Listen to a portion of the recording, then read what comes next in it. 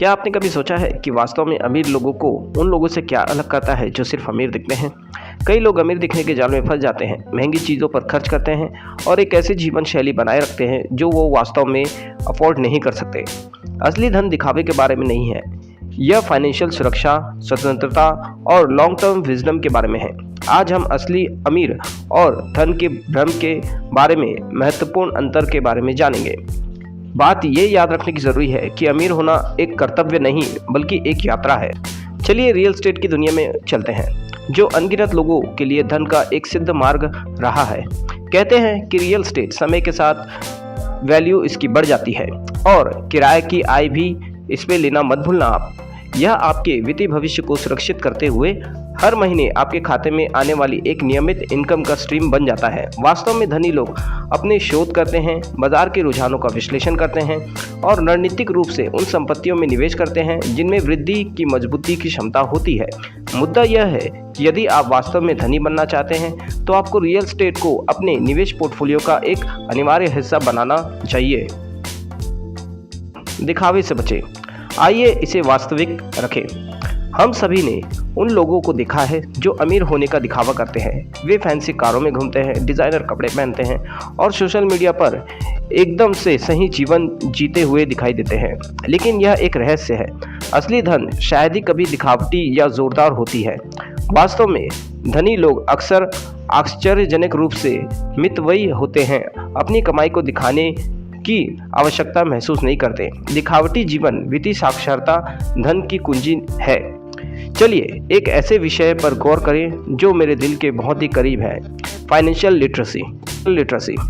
यह सिर्फ बजट और शेयर बाजार के बारे में नहीं है, यह आपके वित्त के प्रभावी होने के बारे में है, सूचित निर्णय लेने और अंततः अपने वित्तीय भविष्य का निर्माण करने के बारे में है। वास्तव में धनी लोग आम तौर पर वित्तीय रूप से साक्षात्कार होते हैं।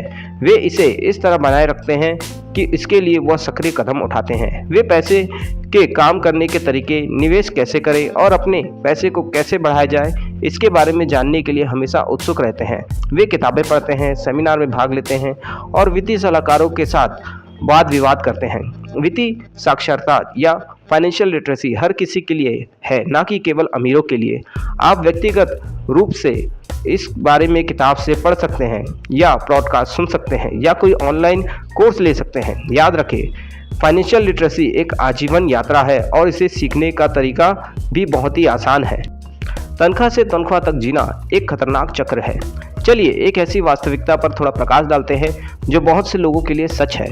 तनख्वाह से तनख्वाह तक जीना ये एक ऐसा जाल है जो आपको वित्तीय रूप से स्थिर होने के लिए रोकता है। जब आप तनख्वाह से तनख्वाह तक जीते हैं तो आप अनिवार्य रूप से अपने सभी पैसे आते ही खर्च कर लेते हैं। यह एक तनावपूर्ण तरीका है और यह आपको वित्तीय झटकों के प्रति अप्रत्याशित रूप से कमज़ोर छोड़ सकता है। वास्तव में धनी लोग समझते हैं कि तनख्वाह से तनख्वाह तक जीना वित्तीय स्वतंत्रता का मार्ग नहीं हो सकता। वर्तमान में तनख्वाह से तनख्वाह तक जी रहे हैं तो निराश ना हो, अपने वित्तीय नियंत्रण पर ध्यान दें और एक बेहतर भविष्य बनाने का तरीका खोजें। परोपकार धन का सही उपयोग होता है। चलिए एक ऐसे पहलू पर गौर करते हैं जो वास्तव में धनी को अलग करता है, परोपकार और वापस देने की उनकी प्रतिबद्धता। यह दुनिया पर सकारात्मक प्रभाव डालने और दूसरों के जीवन को बेहतर बनाने के लिए अपनी संपत्ति, समय और संसाधनों का उपयोग करने के बारे में है। वास्तव में धनी लोग समझते हैं कि उनके पास समाज के प्रति एक जिम्मेदारी है।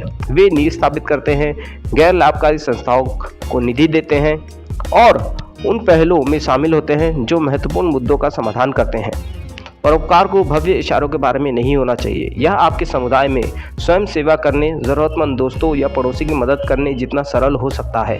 वास्तव में धनी लोग समझते हैं कि देना न केवल प्राप्तकर्ता के लिए बल्कि दाता के लिए भी फायदेमंद होता है। असली धन को अपनाना।